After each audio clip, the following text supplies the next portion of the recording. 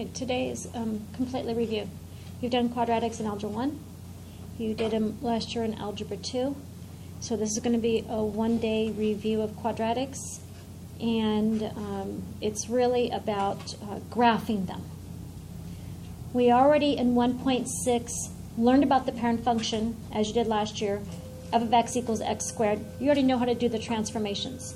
I'm not talking about that kind of graphing. I'm talking about the characteristics of the graph. X-intercepts, Y-intercepts, axis of symmetry. Those are still things you need to know. I'm glad that you know how to sketch it if it's in vertex form. That is powerful. But I want to do a little bit more, and you did this all last year. So the homework out of the, yes ma'am, please. I was asked, what is HMA? A handout. Okay, so on a handout, 10 through 38 even, not on handout 39 through 56 all. So they're all from your textbook, these problems. These problems 10 through 38 even, you're going to do them on a handout that I'm going to give you. You're not going to do them on the handout. You're just going to do them on your line paper and turn them in. Is 39 through 56 all. So you're going to staple those two pieces together, my handout and your line paper, and that will be due on Wednesday. Is that better? I know you don't have the handout yet, but is that clear? Okay. In fact, I can just, no, I don't want to give you the handout yet. You'll just go ahead of me and not listen to me, because you already done this. So review. Back in Algebra 1, you learned that this was the standard form of a quadratic. This is where we need that A, B, and C for the quadratic formula, right? X equals negative b plus or minus the square root of b squared minus 4ac all over 2a, which you just did on your do now. That's where I get it from when the quadratic is written like this. So that's called standard form. From that form, I can't tell a lot of information. I can tell if this was positive or negative, if it opens up or down. I can't just graph it. I need that in vertex form. But I could find the y-intercept. When x is 0, goes away, it's just that value. My y-intercept is always that c. Kind of like in y equals mx plus b, your y-intercept is always the b, just the constant sitting there. But that's all I can tell from this. This is the one that we use, that we love, because I can sketch out that graph very quickly. When I take that quadratic and rewrite it from standard form into vertex form. And we use A because they're actually the same thing, the same A. But you see there's no B and C, they're gone. I change it up, a H and a K, because the vertex is H comma K. But you know that.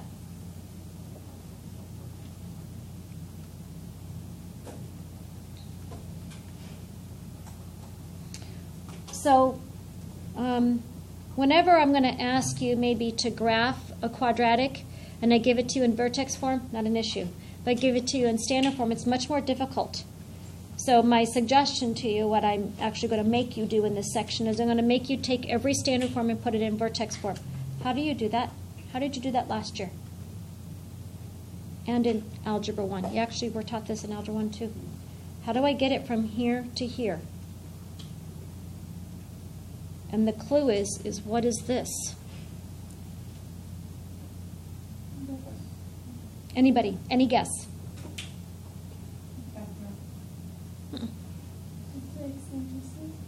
Nope.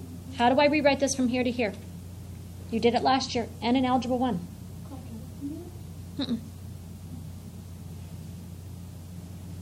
How do I take that side and rewrite it so it looks like this? And it has something right in there. You just had to do it on circles. What'd you do in circles? When I went something like this and it had to look like that. What? Completing the square, thank you.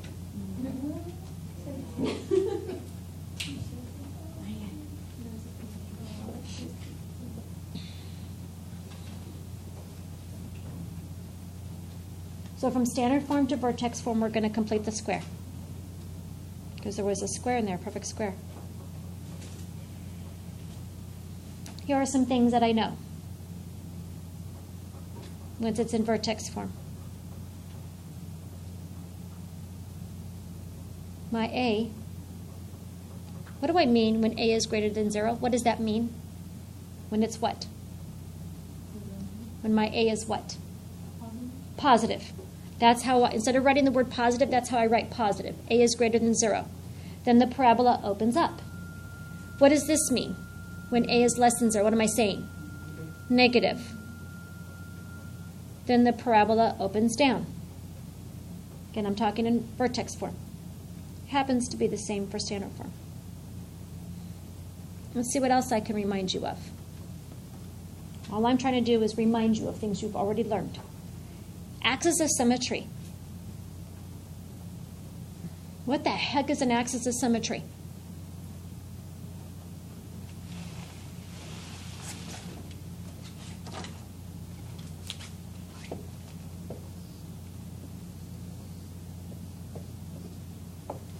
What is an axis of symmetry? Yes, ma'am. I mean, there's clues right there. Lots of clues right there.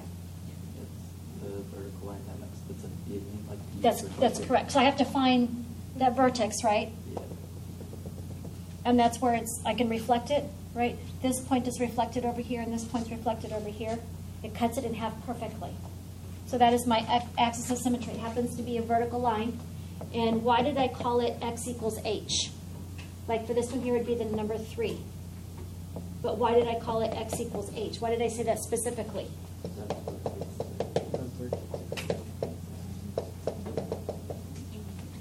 Excuse me? Go ahead. Is it where the vertex occurs? Oh, is that where I just put, guess how, that's where you cut it in half, right? Let me see, let me write that.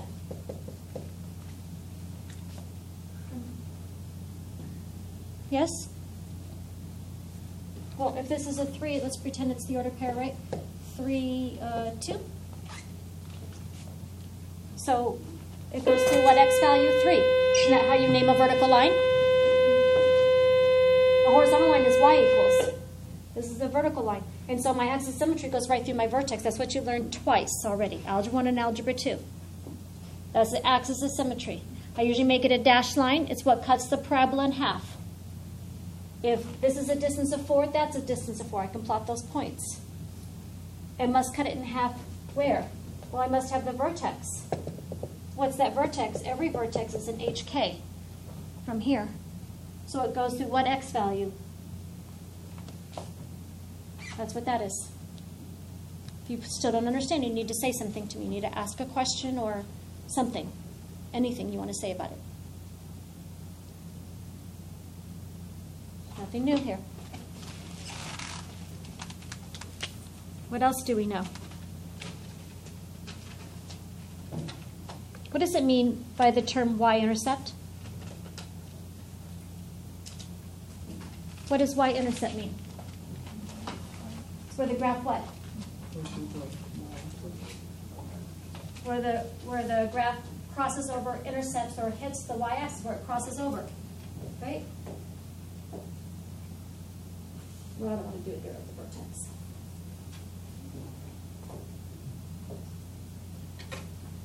So my y-intercept is there. Right, it says y-intercept. So tell me about any y-intercept. What do you know about the ordered pairs? It's a 0. It's the first one, right? And then whatever number it's on the y-axis, right? So look at how I wrote this. I am not going to be writing this. Okay, so we're moving up the ladder in math. It means you better understand what this is. This notation is a y-intercept. When x is 0, what is y? I can ask all of that by the same. That's what I love about function notation. It says when x is 0 on the f function, what is y?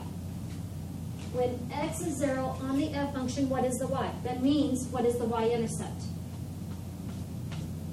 So I'm going to write that today in 2.2, but I'm not going to write it later.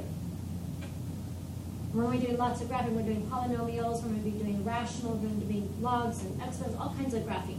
And on my sheet of graphing, I'm going to write this. And that means a y-intercept. You need to remember y-intercepts always start with the x being 0. My x is 0. What is my y?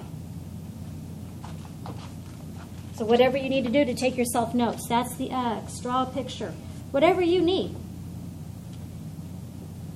Then this notation, you need to understand, means my x-intercepts. What x's for my f function will give me an answer of y? My y will be 0. When the y is 0, what is my x's?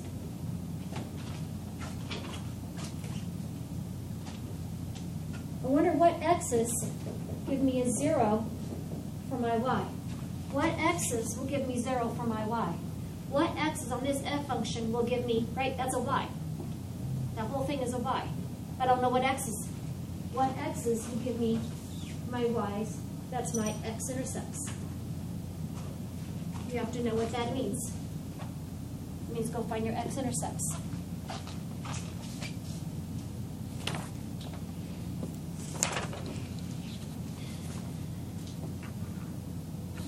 So let's review. In completing the square with circles, my leading coefficient was 1. This time, my leading coefficient is not going to be 1. And I know you did this last year too. You were supposed to have done it in Algebra 1. I'm not sure if your teacher did it.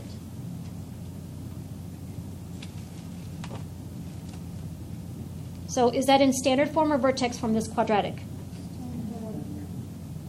So you can see where it says A is not equal to 1. No, it's not. It's now 2. If it was 1, I would have nothing in front. I need to complete the square. How did we do that? How do we do that in the circles? Well, we took the regular number.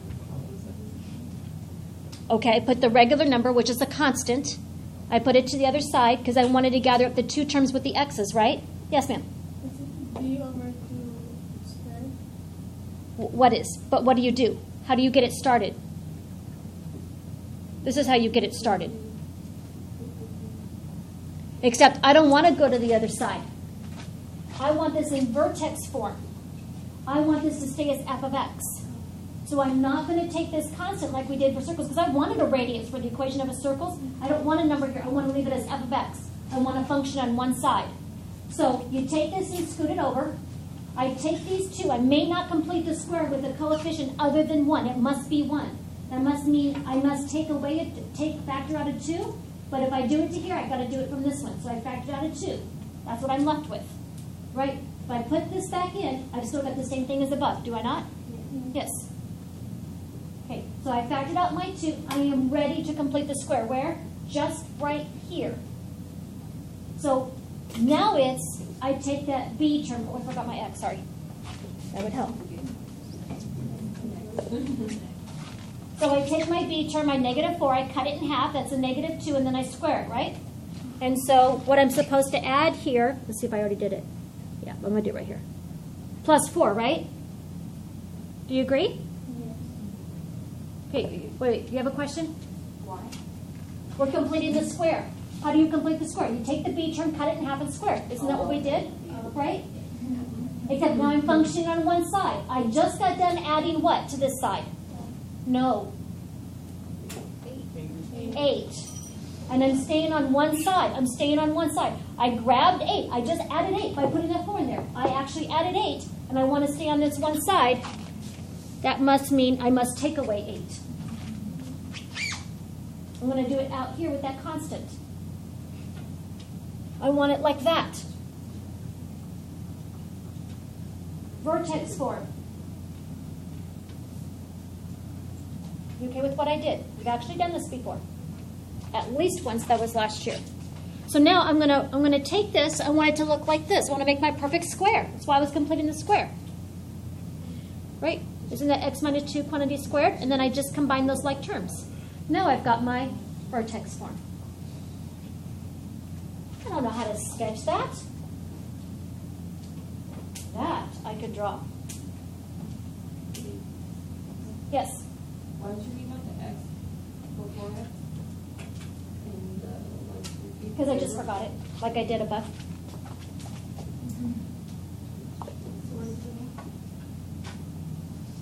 Did you follow all that? You did this last year. This exact thing. Is that a hand? No. Okay.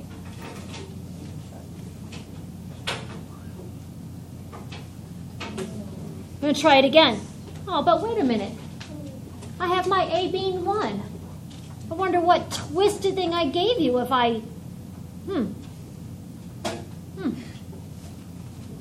Is that in standard form or vertex form? Standard. I'm going to change it to vertex form. So I'm going to go and I'm going to do what? Complete the square. I went a little faster, sorry. I scooted over the negative 10. There was nothing for me to factor out. I took my 3, I cut it in half, and I squared it. I took my 3, I cut it in half, and I squared it. Just didn't do the math yet. And because I just added that, I must subtract that.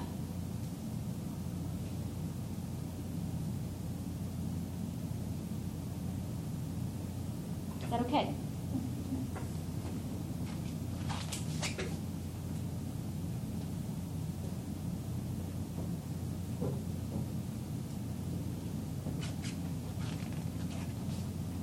Right, and I told you if you didn't notice the pattern here, it was just the b over 2. So that just goes here. Okay. And then I better do that math. And now I got to get a common denominator for that.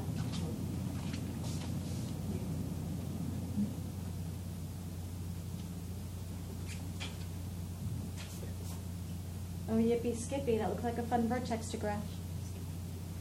3 halves and, I'm sorry, negative 3 halves and negative 49 over 4. So negative 1.5, and then negative what? 12 and a quarter, 12.25.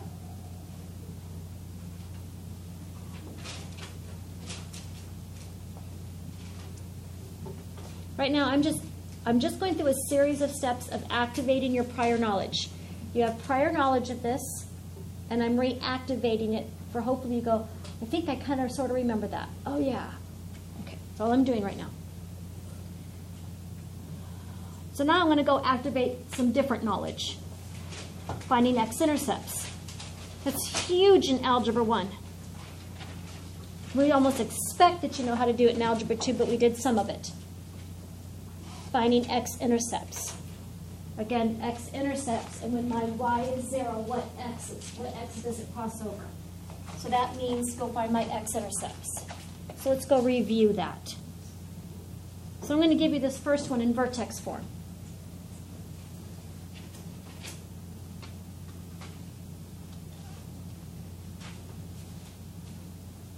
And I set this now equal to 0. Okay. What x's will give me y's that are 0? I have to go solve for x. Just go solve like you did in Algebra 1. What should I do now? I want to solve for x. What should I do?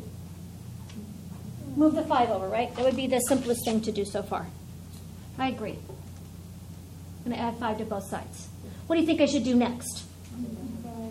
Divided by 2, because I need to isolate this guy here, and the only way to get inside is that I'm going to have to take the square root of it. But I have to isolate that component first. So I'm going to go ahead and I'm going to divide both sides by 2, and that's what you would get. If you don't know what I did, kind of just raise your hand, and I'll go over something. I'm trying to read confused faces.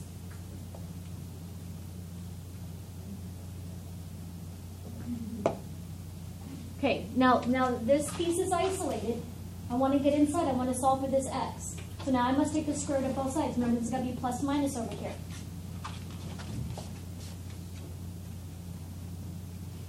Right? So when I take the square root of both sides, that undoes it. This is like this.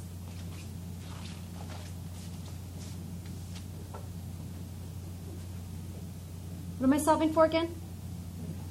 Okay, so here, excuse my what I'm going to do is I'm going to jump. I just don't like x's on the right-hand side. Right now I'm going to switch it, and I'm going to add 2 to both sides, all in the same time. Right, so this sign goes with this, and this sign, okay, wait, I want to add 2. Right, so now it's positive 2. Right, add 2, and then I just switched it. Yes, why did the minus? Because you took the square root.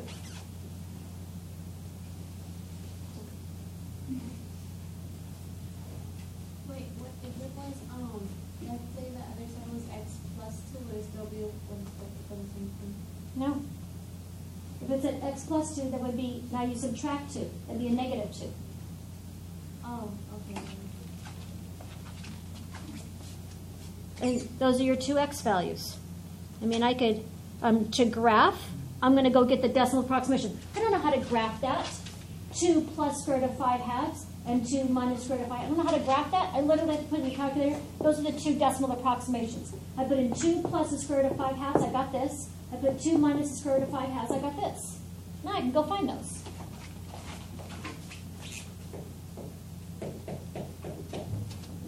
Uh, 0.4, maybe here. And 1, 2, 3, 0.6, maybe here. Right, 2. It opens up. There's my vertex. Positive 2, negative 5. Yes, it all fits.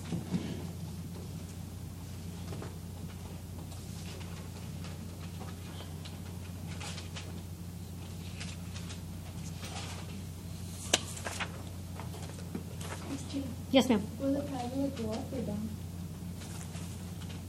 Tell me. Yes, because when the A is positive, it opens up. Remember, when there's a negative, we do a reflection, and then it opens upside down. Let's take this one. What I did is I took 13 and 14. I took 13, and I did that one. See, 13. Now I'm taking 29. I took its result.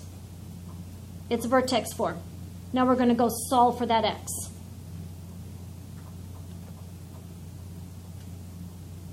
Well, if I'm going to solve for x, that means I'm getting my x-intercepts when my f of x or my y is 0. So I think you want me to probably add 49 over 4 to both sides. Now what do? Take the square root of both sides. When I take the square root, it undoes it. When I take the square root, well, I can take the square root of 49 and the square root of 4. It's plus or minus 7 over 2. I'm almost done. I just need to subtract 3 halves from both sides. But I already told you what I'm going to do is I'm going to also switch sides with the x because it just bothers me. So when I do this, the 3 halves is going to be negative, and that's going to stay the way it is. See? 3 halves is negative. That stays the way it is. That's a 7, sorry. Hey, wait, common denominator. I don't need a calculator for this one. I separated into my two problems, one with the plus, one with the minus. I already got a common denominator. So my two x values are 2 and negative 5. It started out ugly with all those nasty fractions. It ended up being beautiful. 2 and negative 5 are my two x-intercepts. When y is 0, those are the x's.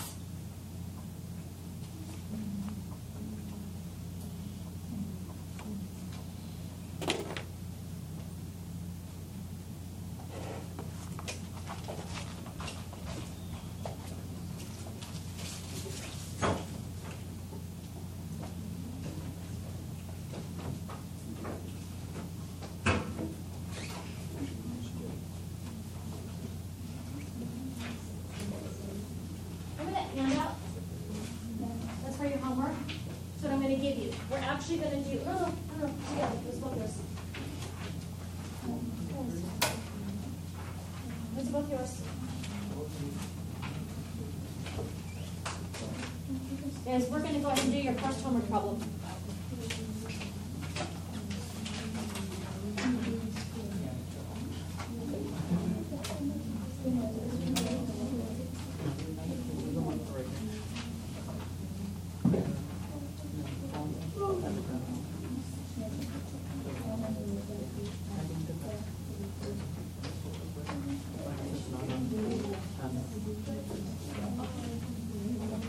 Put your name on it. Sorry, it's not stable.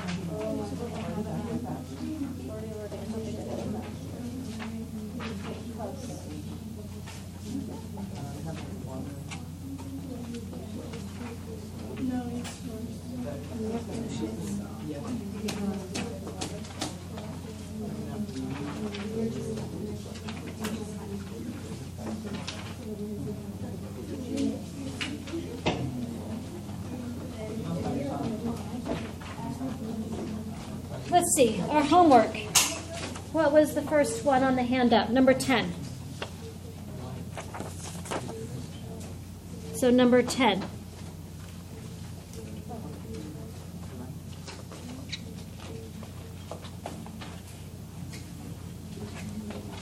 I don't care what the directions say in the book on those. You're going to do this. Number 10.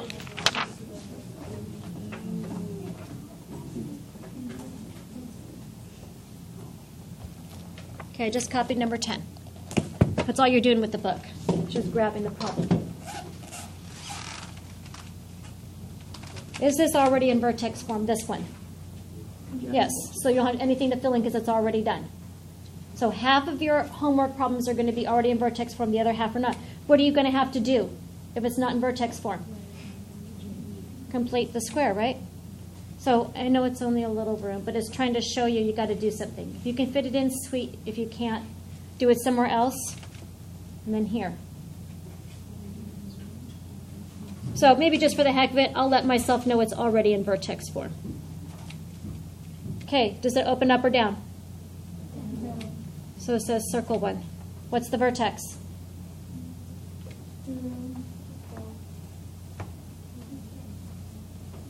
What's my axis of symmetry?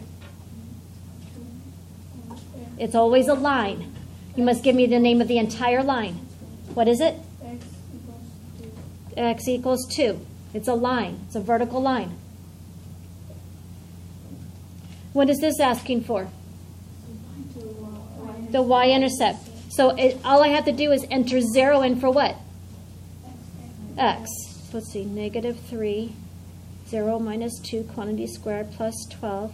That's negative 3. Negative 2 squared is a 4 plus 12. That's a negative 12 plus 12. Wow. So, I'm sorry. Supposed to be up here. The math's supposed to be up here. So all of this math. Right? Isn't that how you do this? So you just enter in 0. Just substitute in. So my X-intercept is 0. So far, probably my Y-intercept is going to be 2. Right? It has to be on the origin. But how do I do this? Oh, I didn't leave myself any room now. I'm going to set this equal to 0. Maybe I'll just do it up here. There's not enough room for you to do it on this handout. In these places, it's just trying to tell you you're going to have to do some math. So how do I solve? I have to subtract 12 from both sides. I'm going to divide by a negative 3. I'm going to take the square root of both sides. Solve for x. That's 4 and 0. 4 and 0. Yeah, I did it small up there. Sorry.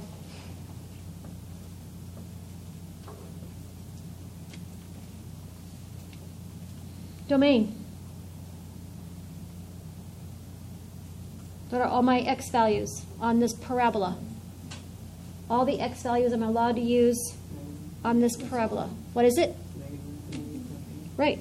For a parabola, it's always negative to positive infinity because it goes up and out or down forever. I can put in any number. There's no square root. There's no fraction. It's all of them. There's nothing to exclude. Sorry, I didn't realize you can't see all that. What is my range now? That's different. What y values for this parabola? So what do I need to think about? When I'm trying to, and I'm actually having you notice I'm not having you graph this. We could easily graph it and get it better. I'm trying to have you figure out how to do this without graphing. We'll graph here in a second. I don't know how to, that's the easy part, this side. For the range, the y's, what do I need to go and look for? 2 things. What 2 things do I need?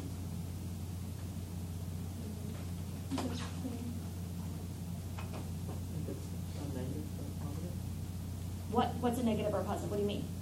If it opens up or down. If it opens up or down, that's one thing. It opens down. Okay. Yes. The maximum. In other words, the The vertex, right? Right, the vertex, my maximum, right? I need to look at this, 2 and 12. So at 2 and at 12, it opens down. So the smallest value is going to be what? Negative infinity up until 12. Do I get to include 12? So you're right, it's that maximum value. The maximum height was 12. Very good, thank you.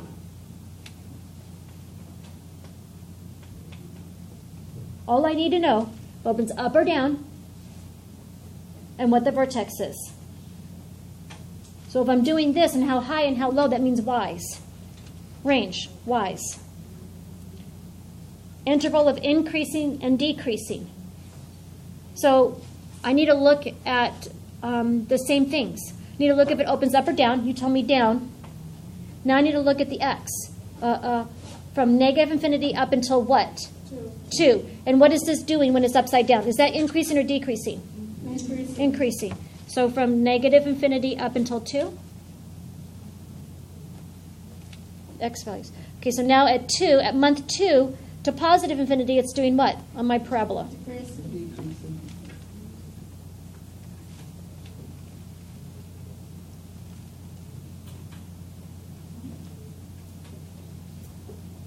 That's the goal. That's my goal for you, is that you can do this with studying all these parts, that you don't have to come over here and graph it. If you need to graph it and start making those connections, your goal is by the end of this, you're going like, oh, I get it. I get it. I understand what I have to go look at and kind of do and go like, oh, I see. For increasing and decreasing, I look at the x. For the range, I need to look at the y's. Over here, just big sheet of graph paper over here. And so you have enough room for 1, 2, 3, 4, right? You have, that's what you have in all of this. So I don't know. Maybe I want to do all of these first. Somehow you can do one up here, put 2 up here and 2 down here. Like I put an XY axis up on top of XY axis, put 2 here and 2 here. And at the end of it, just put like number 10, number 12, because you're supposed to do all the evens, 14 and 16. So I don't know. I think I'll choose to do one big graph.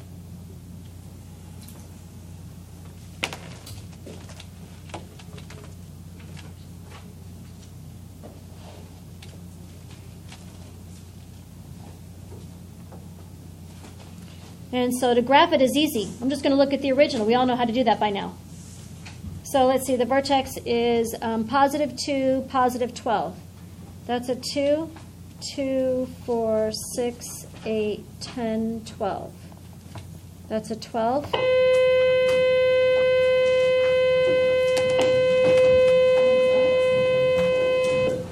Okay, I gave you everything.